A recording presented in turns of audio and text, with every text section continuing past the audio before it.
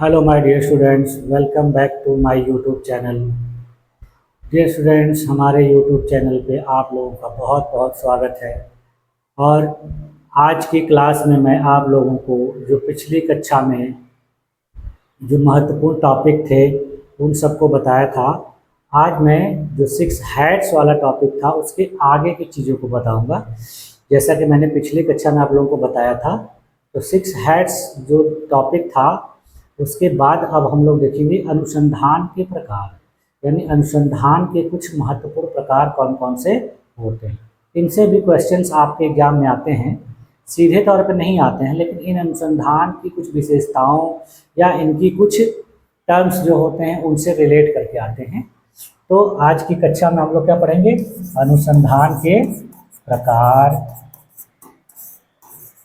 ठीक है, अनुसंधान के प्रकार। फिर अनुसंधान, इसके बाद पढ़ेंगे अनुसंधान की विधियाँ। ठीक है, फिर पढ़ेंगे अनुसंधान नैतिकता। अनुसंधान नैतिकता। फिर इसके बाद पढ़ेंगे अनुसंधान में आईसीटी का प्रयोग। अनुसंधान में आईसीटी का, यानी कितनी चीज़ें जो है अभी हम लोगों को इसमें पढ़नी है। अब इसमें देखिए कितनी क्लासेस में ये कंप्लीट हो पाता है। तो अब आज की जो वीडियो है उसको शुरू करते हैं। देखिए आज की जो क्लास है उसमें हम लोग इसको देखते हैं।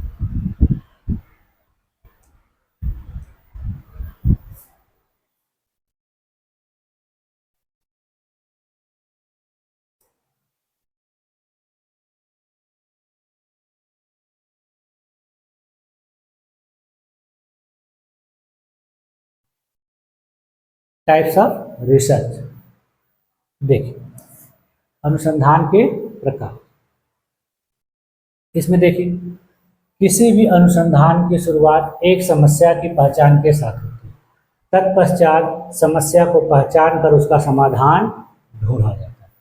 ठीक है, जिसके दो मुख्य कारण होते हैं। कोई भी समस्या हो, कोई भी टॉपिक हो, कोई भी विचार हो, अगर हमें उससे संबंधित कुछ नए विचार ढूंढने हैं तो सबसे पहले उस समस्या को हमें पहचानना होता है।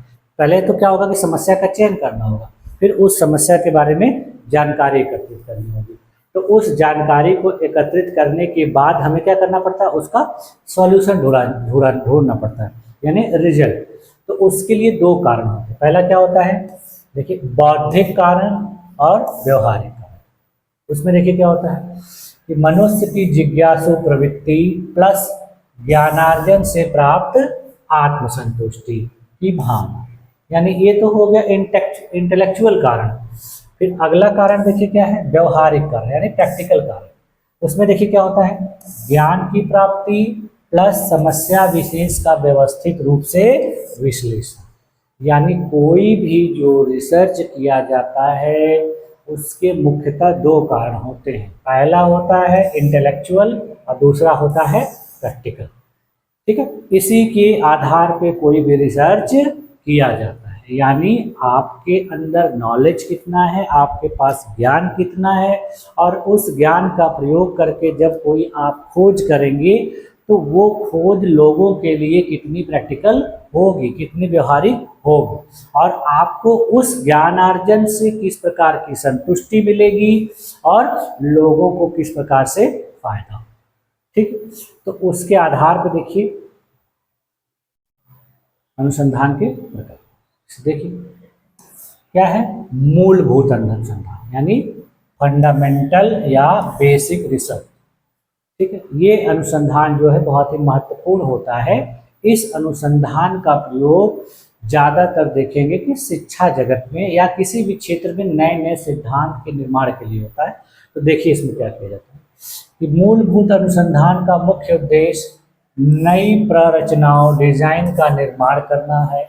यह मूलतः ज्ञान के वर्तमान संग्रह में वृद्धि करने के लिए होता है। यानी देखिए मैंने बताया कि अभी ये इसका प्रयोग होता है नए नए थ्योरीज, नए नए प्रिंसिपल नए नए डिजाइन डेवलप करने के लिए, यानी वर्तमान में जिन चीज़ों का प्रयोग किया जा रहा है उसमें नए सिद्धांतों को कैसे लाया जाए।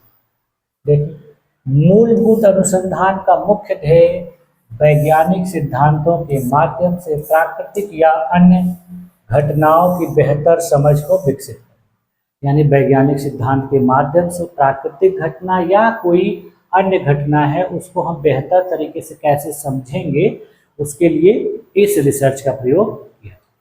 फिर देखिए, मूलभूत अनुसंधान नए विचार व सिद्धांतों का निर्माण करता है जो विभिन्न क्षेत्रों में प्रगति और विकास का आधार होता है, यानी इसके द्वारा अनेक क्षेत्रों में नए नए सिद्धांतों का निर्माण किया जाता है और ये सिद्धांत बाद में क्या करते हैं, विकास का आधार बनते हैं। हो सकता है कि वर्तमान में इनका कोई उपयोग ना हो, यानी ऐसे कोई सिद्धांत हो सकता है कि बना दिया गया, क्रिएट कर दिया गया और उसका वर्तमान में उपयोग ना हो, लेकिन भविष्य में उसका उपयोग अवश्य हो। ठीक है, तो इसमें भविष्योन्मुखी सिद्धांत भी बनाए जाते हैं। ठीक, देखिए यह सिद्धांत जो है, यानी यह अनुसंधान देखिए क्या होता है, अकादमिक दृष्टिकोण से अधिक महत्वपूर्ण, यानी शैक्षिक जगत में इसका बहुत ज़्यादा योगदान है। देखिए, जैसे देखिए आप लोगों ने पढ़ा होगा कि मानव विकास का सिद्धांत जो दिया था जीन पियाजे ने, वो सिद्धांत किस आधार पर दिया था, मौलिक अनुसंधान के आधार पर ही दिया था, जिसका प्रयोग देखिए आजकल बहुत ज़्यादा किया जाता है और उसके आधार पे ही हम मानव विकास का क्या करते हैं, अध्ययन करते हैं। तो जब उन्होंने इस सिद्धांत को दिया होगा तो उस समय इस सिद्धांत का उतना महत्व नहीं था, लेकिन आज के वर्तमान जगत में इसका देखिए बहुत ज़्यादा महत्व है। ठीक, उसके बाद देखिए, मूलभूत अनुसंधान अथवा मौलिक अनुसंधान के सिद्धांतों का उपयोग अनुप्रयुक्त अनुसंधान में किया जाता है, यानी इसका उपयोग किसी ऐसे अनुसंधान में भी किया जाता है जिसका इस्तेमाल नहीं किया गया है, यानी इस सिद्धांत के द्वारा उस अनुसंधान को आगे बढ़ाया जाता है, यानी उसको फिर से किया। ठीक, अब देखिए अगला जो अनुसंधान है वो क्या है, व्यवहारिक अनुसंधान, यानी अप्लाइड रिसर्च। ठीक है, इसको देखिए क्या कहते हैं, तथ्यों द्वारा यदि अनुसंधानकर्ता किसी क्रियात्मक समस्या का समाधान करे तो वह अनुसंधान व्यवहारिक अनुसंधान की श्रेणी में आता है, यानी जब कोई अनुसंधानकर्ता अपने अनुसंधान की व्याख्या फैक्ट के आधार पर करे तो इस प्रकार के अनुसंधान को क्या कहा जाता है, व्यवहारिक अनुसंधान। ठीक, अगला देखिए, व्यवहारिक अनुसंधान वैज्ञानिक अध्ययन और अनुसंधान से संबंधित है, यानी जो ये व्यवहारिक अनुसंधान होता है यह वैज्ञानिक अध्ययन और वैज्ञानिक अनुसंधान से संबंधित होता है। ठीक है, जिसमें व्यवहारिक समस्याओं को सुलझाने का प्रयास किया जाता है, यानी इस सिद्धांत का उपयोग जो प्रैक्टिकल समस्याएं हैं, प्रैक्टिकल व्यवहारिक समस्याएं हैं, उनको हल करने के लिए। फिर देखिए, इस अनुसंधान का प्रयोग दैनिक समस्याओं एवं नवीन प्रौद्योगिकियों के विकास के लिए भी किया जाता है, यानी इस अनुसंधान का प्रयोग कुछ दैनिक समस्याएं जो होती हैं उनका हल ढूंढने के लिए भी किया जाता है और नई टेक्नोलॉजी के विकास में भी इसका प्रयोग किया जाता है। ठीक, देखिए, व्यवहारिक शोध में प्रबंधकीय ढंग से ज़्यादा संगठनात्मक शैली प्रभावशाली होती है, यानी इसमें देखिए मैनेजरियल जो होता है, यानी प्रबंधकीय जो शैली होती है उससे ज़्यादा प्रभावी क्या होता है, संगठनात्मक शैली, यानी कोई एक व्यक्ति बैठकर ऑर्डर नहीं देता है, इसमें कई लोग मिलकर सम्मिलित होकर इस काम को करते हैं।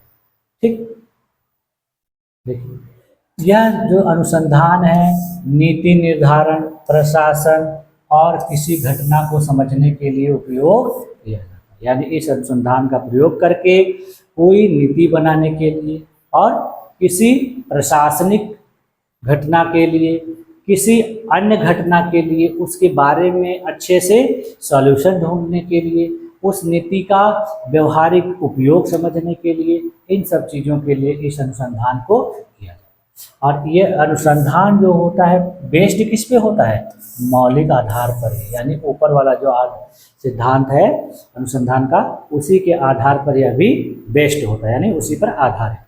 देखिए फिर अगला अनुसंधान देखिए क्या है, मात्रात्मक या परिमाणात्मक यानी क्वांटिटेटिव। देखिए यह सिद्धांत जो है ये देखिए एग्जाम में कई बार पूछा गया है कि जो मात्रात्मक सिद्धांत होता है वो किस पद्धति पर आधारित है। तो मात्रात्मक जो अनुसंधान या शोध होता है वो आदेशात्मक है और वह किस पद्धति पर आधारित होता है, निगमन पद्धति पर आधारित। ठीक, आगमन निगमन के बारे में मैंने आप लोगों को बताया था कि आगमन और निगमन क्या होता है। यानी निगमन का मतलब होता है जब किसी सिद्धांत के आधार पर कोई काम किया जाता है तो वो निगमन होता है, और आगमन क्या होता है जब हम विभिन्न प्रकार के उदाहरणों के आधार पे सिद्धांत बनाते हैं तो वो होता है आगमन।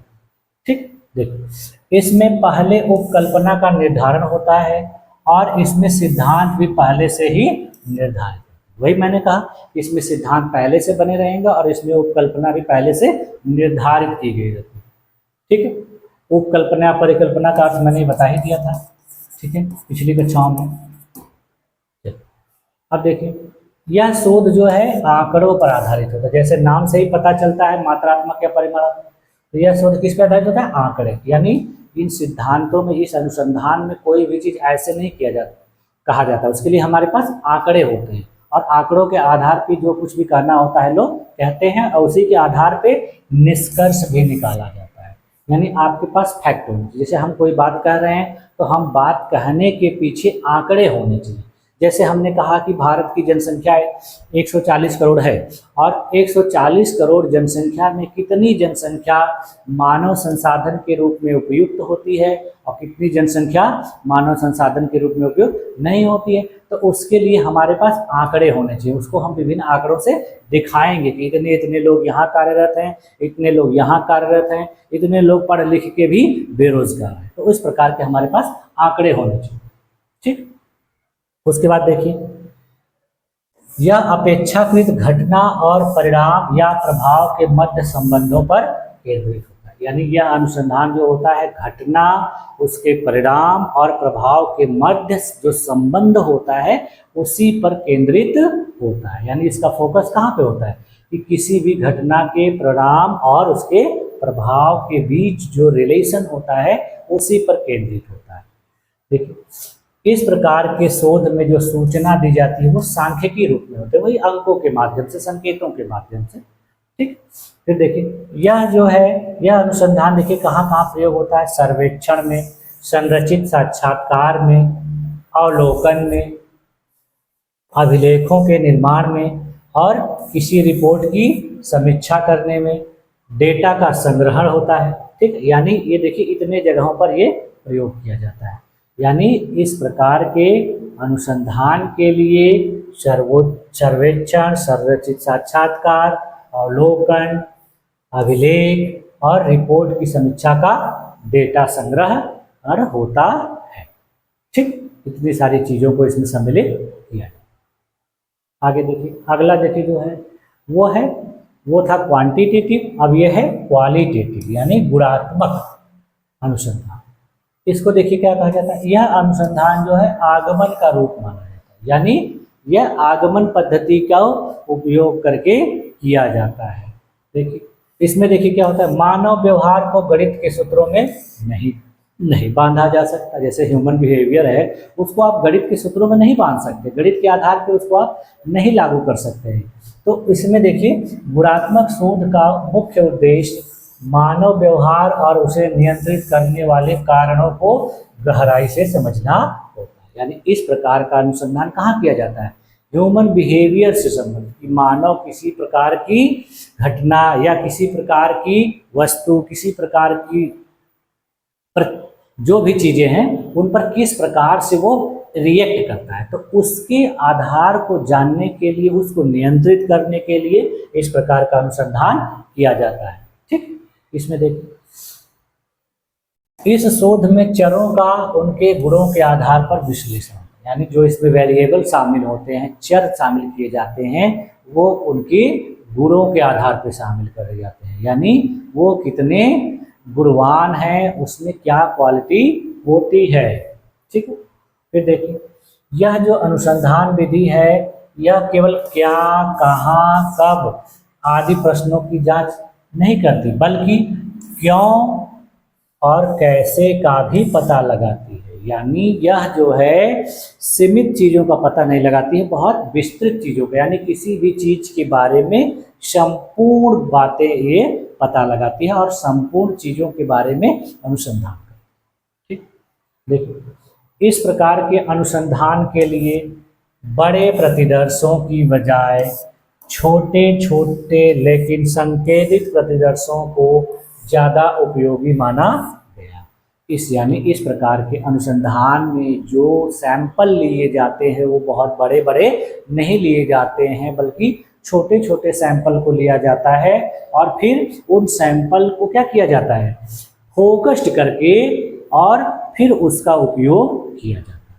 ठीक है, और यह शोध देखिए कैसा होता है, बहुत लचीला होता है, यानी बहुत रिजिड नहीं होता है, बहुत कठोर नहीं होता है, ये बहुत असामान्य होता है, इसमें लचीलेपन का लक्षण होता है। फिर देखिए गुणात्मक शोध जो है निर्देशन से कार्य करता है, यानी इस प्रकार का शोध कैसे कार्य करता है, डायरेक्शन से, यानी किसी दूसरे व्यक्ति के द्वारा डायरेक्शन मिलता रहता है और उसी के आधार पर यह शोध प्रक्रिया आगे बढ़ाई। ठीक, देखिए गुणात्मक शोध में सामान्य तौर पर परिकल्पना का प्रयोग नहीं करते, यानी यह विकल्प खुला रखते हैं, यानी यह जो अनुसंधान है इसमें परिकल्पना का निर्माण नहीं किया जाता, यानी पहले से कोई विचार नहीं सोचा जाता, इसको काम को करके तब उसको देखा जाता है। ठीक है, इसमें देखिए क्या है कि यह विकल्प खुला रखा जाता है, यानी परिकल्पना का इस्तेमाल नहीं किया जाता है, विकल्प रखा जाता है कि अगर कोई परिकल्पना जो है सूटेबल मिल गई तो उसको इस्तेमाल करें। ठीक है, ये सारी चीज़ें जिसके भी मैं बता रहा हूँ आपको, परिकल्पना, प्रतिदर्श, चर, ये सब चीज़ें मैं पहले बता चुका हूँ, इसीलिए मैंने उन सब चीज़ों को पहले बता दिया। ठीक है, कि बाद में आपको समझने में समस्या नहीं हो। देखिए गुणात्मक शोध मात्रात्मकता के स्थान पर व्यक्तिगत अनुभवों के विश्लेषण पर जोर देते हैं। अभी मैंने ऊपर बता दिया कि इसमें क्वांटिटी नहीं देखी जाती, क्वालिटी देखी। ठीक है, और वो क्वालिटी किसके आधार पर होती है, व्यक्तिगत अनुभवों के आधार पर। ठीक, देखिए गुणात्मक शोध के निष्कर्ष में भाव एवं पक्ष को स्थान दिया जाता है, यह कारण का विश्लेषण और सत्यापन, यानी इस प्रकार के शोध का जब निष्कर्ष निकाला जाता है तो उस शोध का भाव देखा जाता है और उसका पक्ष देखा जाता है, यानी किस प्रकार से यह है और कितने लोगों के लिए यह सूटेबल है, यानी इससे कितने लोग लाभान्वित होंगे। ठीक, देखो यह कारण का विश्लेषण और सत्यापन, यानी यह कारण और विश्लेषण का सत्यापन है। देखिए अब देखिए इसका एक उदाहरण देख लीजिए, आपको कुछ समझ में आ जाएगा। जैसे देखिए उदाहरण के लिए यदि हमें शहरी या ग्रामीण क्षेत्रों में शिक्षण प्रभावशीलता के बारे में अध्ययन करना है तो जो संबंधित तथ्य सामने आते हैं उन्हीं का प्रेक्षण और रिकॉर्डिंग करके वर्णनात्मक तथ्यों के रूप में शिक्षक प्रभावशीलता के गुणात्मक तथ्यों पर टिप्पणी की जाएगी।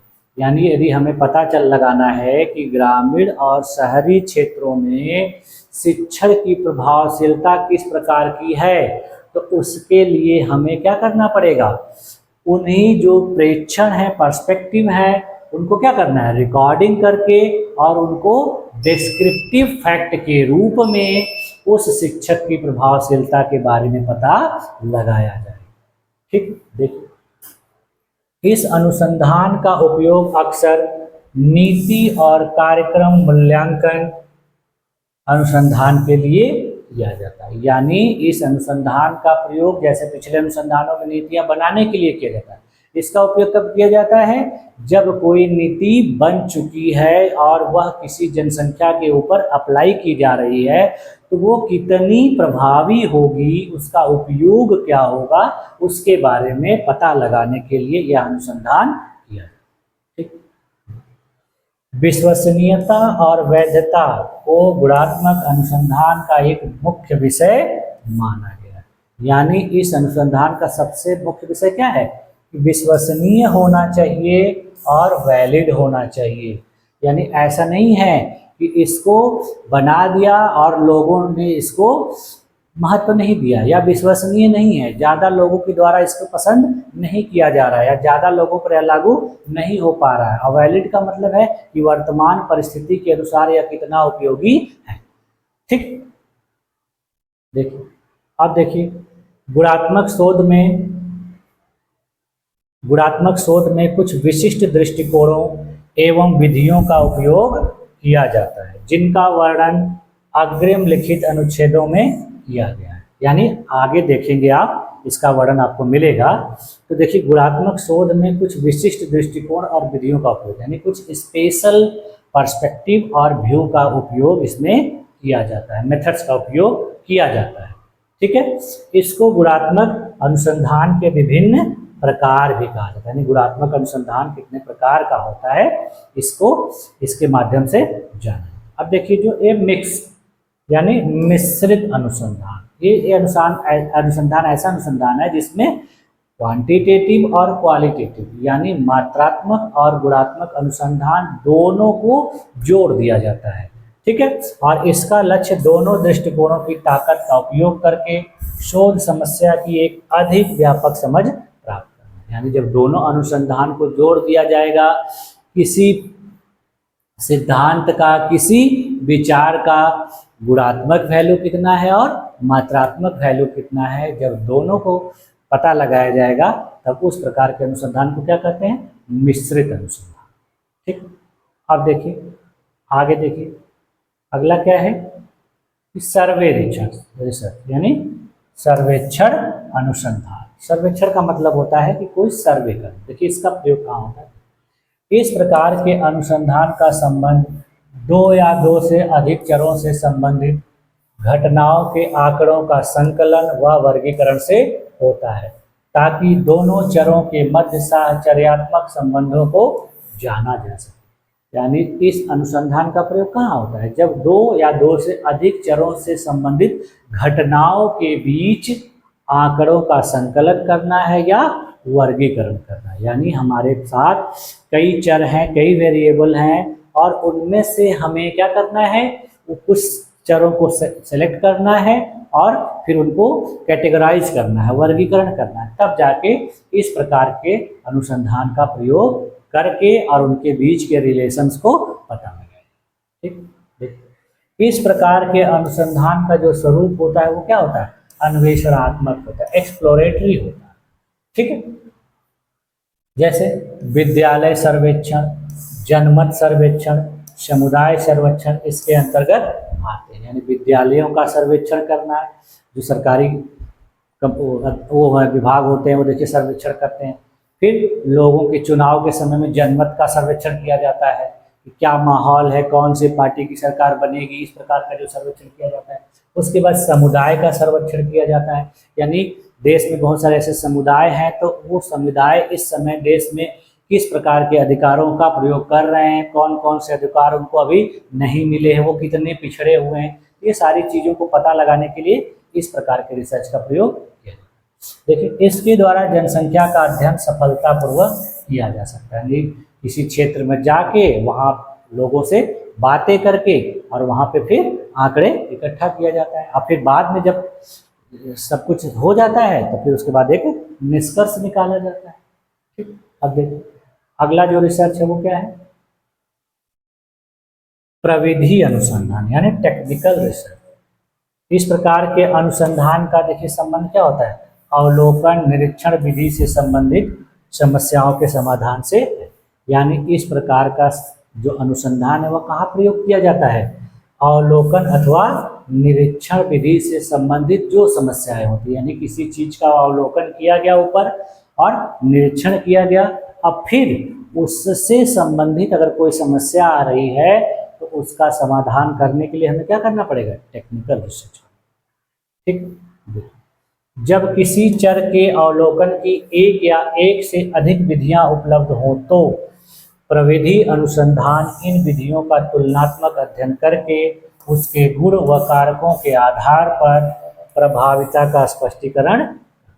यानी देखिए किसी चर का जब अवलोकन किया गया है और उससे संबंधित एक से अधिक विधियां उपलब्ध हैं तो इस अनुसंधान के द्वारा किया जाता है, उनका आपस में तुलनात्मक अध्ययन कर लिया जाता है और उसके बाद उसके गुणों को, उसके फैक्टर को जांच करके इसको फिर सेलेक्ट किया जाता है। ठीक, अगला देखिए, अगला है जो सहसंबंध अनुसंधान यानी कोरिलेशन रिसर्च।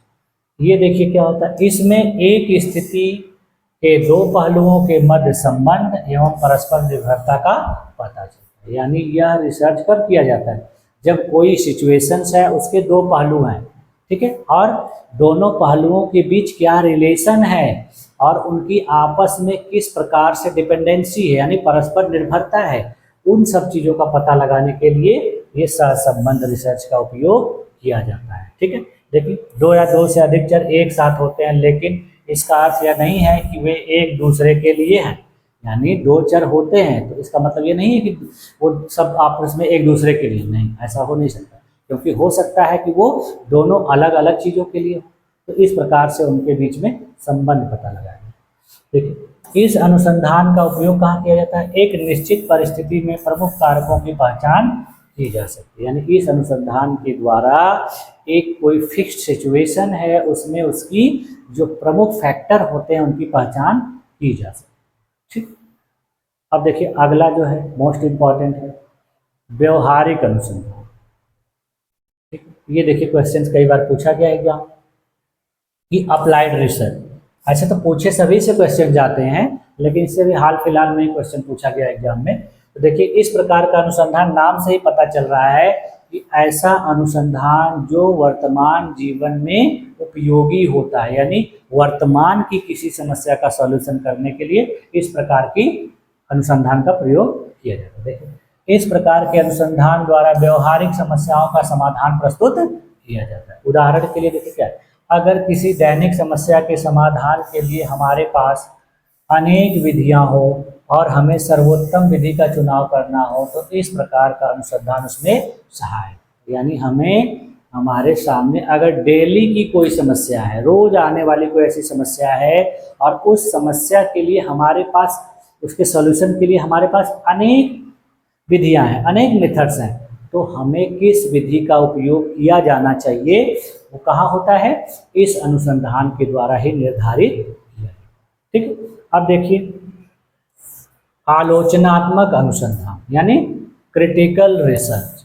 ये अनुसंधान क्या है, देखो इस प्रकार का अनुसंधान पूर्व धारणा पर आधारित होता है जहां अनुसंधानकर्ता यह विचार करता है कि यदि यह अनुसंधान किया जाए तो कुछ विशेष ज्ञान की प्राप्ति होगी, कुछ नए तथ्य प्रकाश में आएंगे। यानी इसका तार्किक रूप से आलोचनात्मक तरीके से प्रयोग करके किसी पूर्व धारणा यानी पहले से कोई धारणा बनी हुई है और उसके बारे में पता लगाना है, तो इस प्रकार का अनुसंधान उपयोगी होता है। ठीक, अगला देखिए, अगला अनुसंधान है घटनोत्तर अनुसंधान, यानी इसको कहा जाता है एक्स पोस्ट फैक्टो रिसर्च। यानी इस प्रकार का अनुसंधान देखिए कहाँ किया जाता है प्रयोग, सामाजिक विज्ञान और व्यावसायिक संगठनों में। यानी इस प्रकार के अनुसंधान का प्रयोग कहाँ किया, सामाजिक विज्ञान के विषयों में या फिर व्यापारिक संगठनों में यानी व्यापारिक कंपनियों।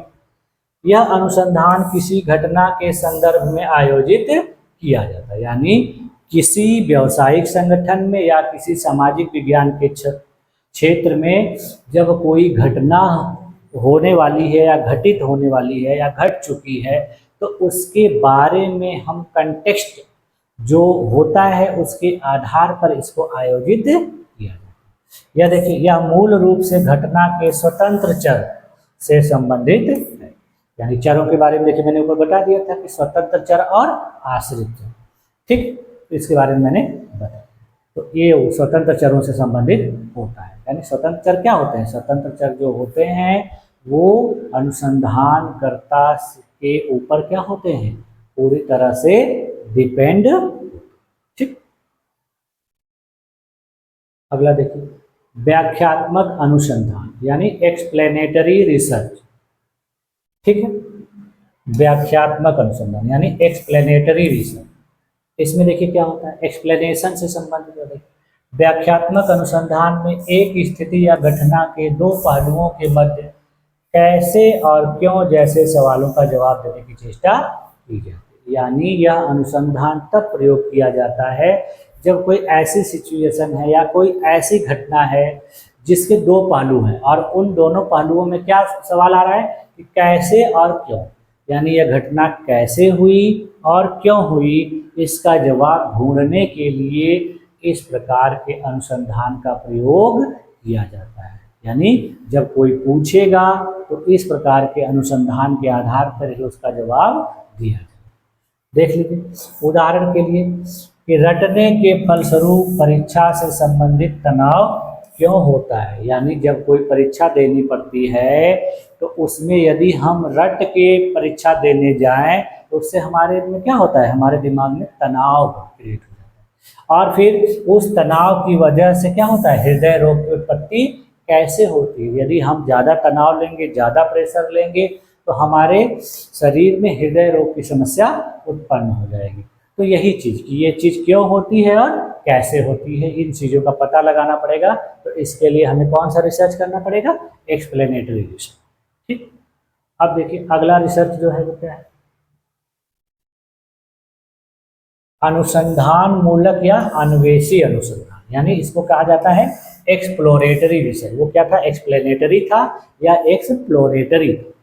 देखिए यह सामान्य तौर पर एक शोध के प्रारंभ में किया जाता है। यानी इस प्रकार का जो रिसर्च है, जब कोई बड़ा रिसर्च अनुसंधान करना होता है तो उसके प्रारंभ में इसको किया जाता है। इसको देखिए मुख्य अनुसंधान का लघु रूप भी कहा जाता है। वही मैंने कहा कि जब कोई बड़ा अनुसंधान किया जाता है तो इसको पहले किया जाता है, यानी वो उसका एक छोटा सा पार्ट है, ठीक है। इसे छोटे पैमाने पर अध्ययन से शोध की व्यवहार्यता का पता चल जाता है कि यह विस्तृत जांच पूरा करने के योग्य है कि नहीं। यानी कोई बड़ा रिसर्च करना है उसके पहले इस प्रकार का रिसर्च करके पता कर लगा लिया जाता है यह रिसर्च जो है पूरा किया जाए या न किया जाए। यानी पहले से ही इसके बारे में पता लगा लिया जाता है और उस पता लगाने के तरीके को क्या कहते हैं, अन्वेषी अनुसंधान। देखिए यह एक स्थिति या घटना के दो या दो अधिक पहलुओं के मध्य संबंध स्पष्ट करने का प्रयास करते हैं। यानी जैसे पीछे था, यह भी क्या करता है कि दो से अधिक घटनाओं के मध्य संबंध स्थापित करने का प्रयास, ठीक है। अन्वेषी अनुसंधान का मुख्य उद्देश्य पृष्ठभूमि की जानकारी प्राप्त करना होता है, ठीक है। यानी कोई भी अनुसंधान जब किया जा रहा है तो उसकी पृष्ठभूमि क्या है, उसका बैकग्राउंड क्या है। तथ्यों को परिभाषित करना होता है, यानी जो तथ्य लिए जा रहे हैं उसको डिफाइन करा जाता है। फिर जो समस्या होती है उसको स्पष्ट किया जाता है, उसको क्लैरिफाई किया जाता है। फिर उसके बाद उपकल्पना विकसित करना यानी हाइपोथेसिस क्रिएट करना। उसके बाद देखिए अनुसंधान की प्राथमिकताओं एवं उद्देश्यों की स्थापना करना, यानी यह अनुसंधान जो किया जा रहा है उसकी क्या प्रायोरिटीज है और उसके क्या गोल्स हैं, यानी क्या ऑब्जेक्टिव है। यानी ये सारी चीज़ें जो है इस अनुसंधान के तहत तय की जाती हैं, अन्वेषी अनुसंधान। यानी कोई अनुसंधान कितना कि आगे बढ़ाया जाए कि नहीं बढ़ाया जाए, सारी चीज़ें इसमें पहले से डिसाइड कर ली जाती है। देखिए इसमें मुख्यतः क्या होता है, अनुपूर्वक या गौण आंकड़ों, अनुभव सर्वेक्षण, एक्सपेरिएंशियल सर्वे, प्रकरण अध्ययन, साक्षात्कार और प्रक्षेपी और प्रोजेक्टिव अथवा डेल्फी तकनीकों का उपयोग किया जाता है। यानी इस अनुसंधान को करने के लिए किस किस प्रविधियों का उपयोग किया जाता है, तो उसमें क्या किया जाता है कि आंकड़े जो होते हैं द्वितीयक आंकड़े उपयोग किए जाते हैं, अनुभव के आधार पर सर्वेक्षण किया जाता है, प्रकरण का अध्ययन किया जाता है, इंटरव्यू लिए जाते हैं और प्रोजेक्टिव या डेल्फी तकनीकों का उपयोग किया जाता है। यानी ये सब चीज़ों का उपयोग करके यह अनुसंधान किया जाता है। अब देखिए अनुसंधान की विधियाँ, यानी अभी ऊपर हम लोगों ने देखा है कि अनुसंधान के प्रकार, अब क्या है अनुसंधान की विधियाँ, ठीक है। तो अनुसंधान की विधियाँ क्या क्या है, मेथड्स ऑफ रिसर्च। अनुसंधान की मुख्यतः 3 विधियाँ होती हैं। देखिए यहाँ पे लिखा गया है ऐतिहासिक, वर्णनात्मक और प्रयोगात्मक। तो पहले इसको देखते हैं कि वर्तमान समय में प्रत्येक क्षेत्र वैज्ञानिक अनुसंधान के माध्यम से प्रगति की दिशा में अग्रसर है। अभी तक हुई विश्व में सारी प्रगति विभिन्न क्षेत्रों में किए गए अनुसंधानों के कारण ही है। अनुसंधान को वर्गित करना एक मुश्किल काम है, लेकिन इसे विभिन्न पाठ्य पुस्तकों में विभिन्न प्रकार से विभाजित किया गया है। ठीक है, बेस्ट एंड काहन द्वारा प्रस्तावित वर्गीकरण का सबसे उत्तम माना गया है। इसी वर्गीकरण के आधार पर अनुसंधान की विधियों को निम्नलिखित 3 भागों में बांटा है। यानी अनुसंधान की बहुत सारी विधियां हो सकती हैं, क्योंकि इस समय वर्तमान समय में लोगों के सामने अनेक समस्याएं हैं और उन समस्याओं का हल ढूंढने के लिए अनेक प्रकार के रिसर्च का प्रयोग किया जाता है और यह निरंतर हो रहा है। ऐसा नहीं है कि कुछ समय हुआ कुछ समय नहीं, लेकिन हमेशा हो रहा है। तो इनको कैसे हम कैटेगराइज करेंगे, कैसे इनको वर्गीकृत करेंगे, इसके बारे में लोगों के लिए एक बहुत बड़ी समस्या है। तो इसीलिए इस समस्या से बचने के लिए जो 2 विद्वान हैं, बेस्ट और काहन ने इसको 3 मुख्य कैटेगरियों में बांट दिया। यानी कोई भी अनुसंधान करने के लिए 3 विधियां बहुत ज़्यादा उपयोग की जाती हैं और उन विधियों को उन्होंने क्या कहा कि ऐतिहासिक अनुसंधान विधि और वर्णनात्मक या विवरणात्मक अनुसंधान विधि और प्रयोगात्मक अनुसंधान। इसमें देखिए क्या होता है कि कोई रिसर्च करना है या कोई समस्या है तो पहले उसका हम बैकग्राउंड चेक करेंगे, यानी उसका इतिहास देखेंगे कि वो समस्या कहाँ से उत्पन्न हुई है। फिर उसके बाद उसका हम वर्णन करेंगे, यानी उसका एक्सप्लेन करेंगे और उसके बाद फिर लास्ट में क्या देखेंगे कि उस चीज का इस समय वर्तमान में प्रयोग है या नहीं, या है तो फिर कितना है और नहीं है तो क्यों नहीं। यानी ये सब जो है विधि। ठीक है, अब इसमें देखिए वर्णनात्मक अनुसंधान विधि। तो देखिए जैसे नाम से पता चलता है कि इस प्रकार की अनुसंधान स्थिति का वर्णन करता है। यानी इस प्रकार का अनुसंधान क्या करता है, स्थिति का वर्णन करता है कि कौन सी घटना या समस्या कैसी सिचुएशंस में है। जैसे देखिए क्या है और क्या था जैसे प्रश्नों का उत्तर देने का इसमें प्रयास किया जाता है। ठीक है, यानी कोई घटना क्या है या क्या था। इसमें मुख्यतः देखिए क्या किया जाता है कि सर्वेक्षण पद्धति का उपयोग किया जाता है। अभी ऊपर आप लोगों ने पढ़ा, यानी वर्णनात्मक अनुसंधान करने के लिए हमें क्या करना पड़ेगा, सर्वेक्षण करना पड़ेगा। ठीक है, और इस प्रकार के शोध में शोधकर्ता का चरों पर कोई नियंत्रण नहीं होता है। यानी इसमें जो चर होंगे वो शोधकर्ता से प्रभावी नहीं होंगे। ठीक है, इसमें देखिए यानी द्वितीयक चर होंगे, आश्रित चर। इसमें देखिए जांच परिस्थितियों या वातावरण में बदलाव किए बिना ही एकत्रित की जाती है। यानी जो जांच परिस्थितियां हैं वो वातावरण में बदलाव नहीं करना पड़ता, वो जिस क्लाइमेट में जिस एनवायरनमेंट में है उसको उसी के अनुसार जांचा जाता है, उसमें परिस्थिति में बदलाव नहीं किया जाता।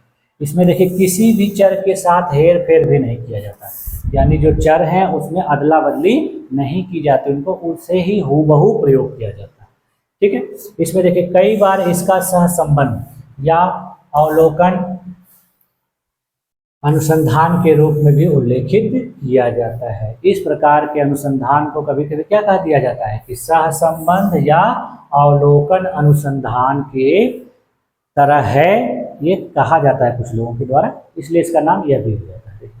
इस अनुसंधान में सर्वेक्षण और पर्याप्त व्याख्या के साथ साथ तथ्यों की खोज को सम्मिलित किया जाता है। ऊपर अभी देख लिया आप लोगों ने कि इसमें सर्वे किया जाता है और तथ्यों की व्याख्या की जाती है और व्याख्या करने के बाद फिर उसको क्या किया जाता है, शामिल किया जाता है। देखिए इसका उदाहरण देखते हैं कि वर्णनात्मक शोध यह पता लगाने का प्रयास कर सकता है कि किसी विद्यालय, जिला, राज्य या प्रांत में शिक्षा का स्तर कैसा है। यानी इस रिसर्च का प्रयोग कहाँ होगा कि कह दिया गया कि कोई गांव है, कोई राज्य है, कोई विद्यालय है, कोई समुदाय है, उसमें शिक्षा का स्तर किस प्रकार का है। तो ये चीज पता लगाने के लिए इस प्रकार के अनुसंधान विधि का प्रयोग किया जाए। ठीक, आगे देखिए घटनोत्तर अनुसंधान, ऐतिहासिक अनुसंधान और विश्लेषणात्मक अनुसंधान भी इसी अनुसंधान के विभिन्न प्रारूप कहे जा सकते हैं। यानी जो घटनोत्तर अनुसंधान, ऐतिहासिक अनुसंधान और विश्लेषणात्मक अनुसंधान, इसके प्रारूप कहे जा सकते हैं। ठीक, आगे देखिए। वर्णनात्मक अनुसंधान को 3 प्रमुख भागों में बांटा गया है। पहला क्या है? सर्वेक्षण अध्ययन। दूसरा क्या है? अंतर संबंधों का अध्ययन। और तीसरा क्या है? विकासात्मक अध्ययन। ठीक है, तो अब आज के लिए यही रहने दीजिए।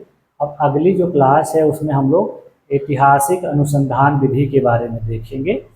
उसके बाद फिर प्रयोगात्मक अनुसंधान विधि है। ठीक है, तो ये दोनों विधियां जो है अगली क्लास में देखा जाएगा। आज के लिए बस इतना ही रखते हैं। ठीक है, क्योंकि आज की क्लास में बहुत ज़्यादा लंबी वीडियो हो जाएगी, तो जिसकी वजह से आज इसको मैं यहीं तक रहने दे रहा हूँ। ठीक है, अगली वीडियो में यानी अगली क्लास में आप लोगों को इसके बारे में मैं बताऊँगा। ठीक है, चलिए आज के लिए बस इतना है।